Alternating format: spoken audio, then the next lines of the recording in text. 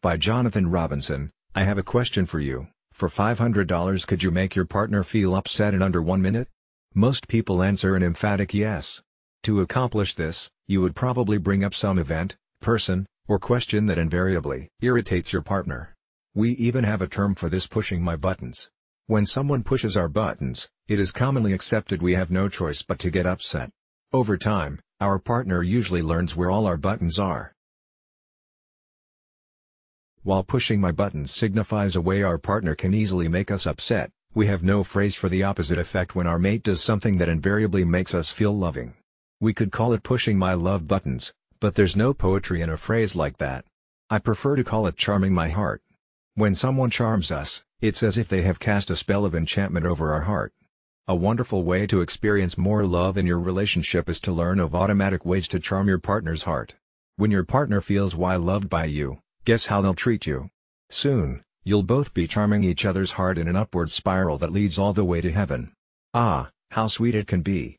In my book Communication Miracles for Couples, I talk about how it's necessary to realize each person has different rules or laws as to what true love is. Case in point, many years ago I was with a girlfriend I'll call Bonnie. I was giving her a nice shoulder massage when she suddenly blurted out, "Would you cut that out?" Totally caught off guard, I said, "Cut what out?"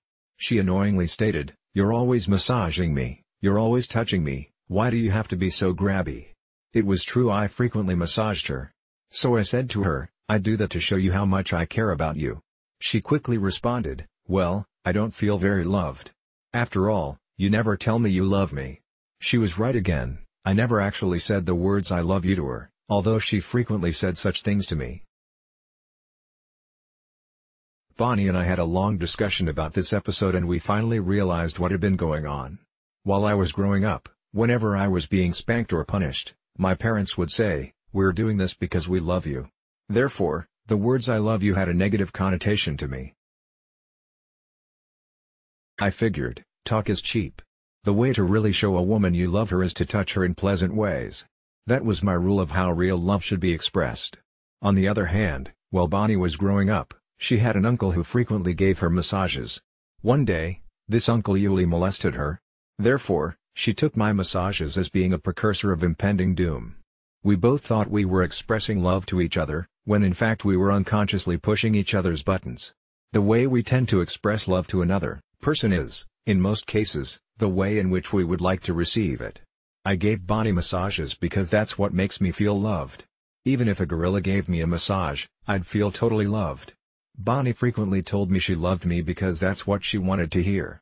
When people are unaware of their partner's preferred ways of feeling loved, they end up expending a lot of energy that goes unappreciated. Yet by knowing exactly what helps your partner feel safe and loved, it becomes infinitely easier to create intimacy on a consistent basis.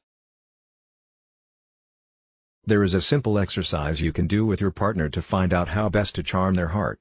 Have him or her become comfortable in a chair, and then say the following: close your eyes, take a deep breath, and begin to think of a specific time you felt really loved by me.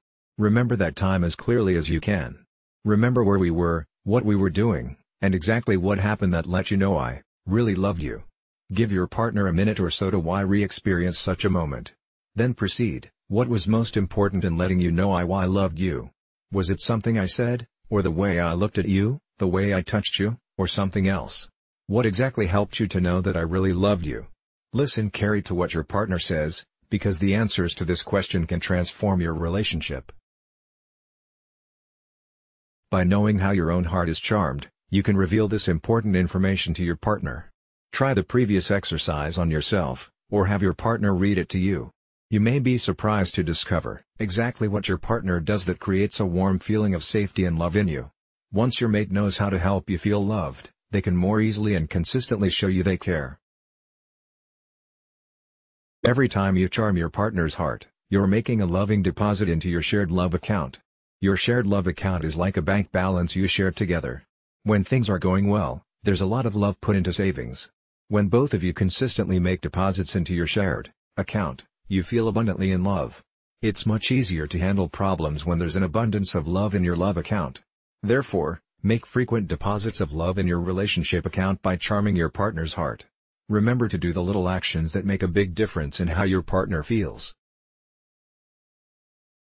It will immediately help both of you feel wondery intimate, and when problems arise, you'll have plenty of love bank to help you ride out the storm.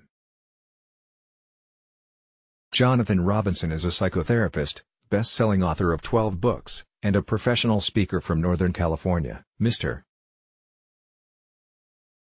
Robinson has made numerous appearances on The Oprah Show, as well as many other national TV talk shows, and articles about him have appeared in USA Today, Newsweek, and the Los Angeles Times.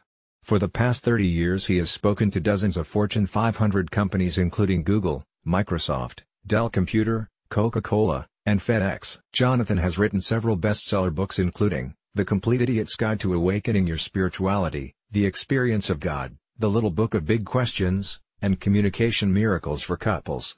His latest book is called More Love, Less Conflict. Jonathan also co-hosts the podcast Awareness Explorers with author Brian Tom O'Connor. This podcast focuses on revealing the easiest and most powerful practices for directly awakening to one's true nature. Through TV, live lectures and radio, Mr. Robinson has reached over 100 million people around the world.